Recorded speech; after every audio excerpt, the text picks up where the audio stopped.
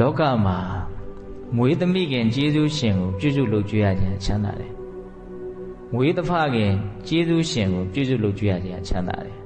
။အလွန်မှကိုယ့်ပေါ်မှာဇူးနဲ့မှမတူတဲ့မေတ္တာနဲ့ချစ်ခဲ့ကြတဲ့မိဘတွေ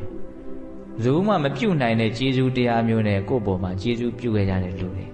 ။ကိုယ့်ရဲ့အသက်ဟာသူတို့ပေးထားတာ။လူလောကမှာလူတွေဟာကိုယ့်ရဲ့အသက်အန္တရာယ်နဲ့တစ်ချိန်တစ်ခါလောက်မြန်လွတ်အောင်လုပ်ပေးမဲ့လူအသက်သခင်ကျေးဇူးရှင်ဆိုတော့ကျေးဇူးဆက်လို့ပြီးနိုင်မှာမဟုတ်ဘူးနော်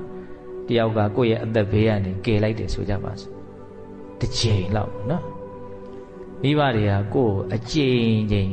သေတွင်သေဝဆွဲထုတ်ခဲ့သူတို့သာကိုယ့်ကိုမပြုစုခဲ့ဘူးဆိုရင်အညစ်အကြေးကြတဲ့နှစ်ပြီးသေရမှာပဲလေဟုတ်တယ်မဟုတ်လားသူတို့သာကိုယ့်ကိုမကြွေးခဲ့ဘူးဆိုရင်ငတ်ပြီးတော့သေရမှာပဲလေကိုပေးတဲ့အသက်ဟာဘယ်သူပေးထားတာတုံးဆိုတာလေးကိုတဲ့တဲ့ဘုန်းကြီးကမြင်စေချင်တာ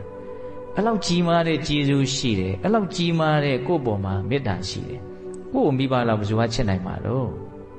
ဟုတ်လားဒီအရာကိုကိုကမြင်ပြီးတော့ဒီလူအပေါ်မှာမှပြန်ပြီးတော့ကောင်းကောင်းမွန်မွန်မတုံ့ပြန်နိုင်မှုဆိုရင်ဒီလူလောက်ယုံညံ့တဲ့လူပဲရှိတယ်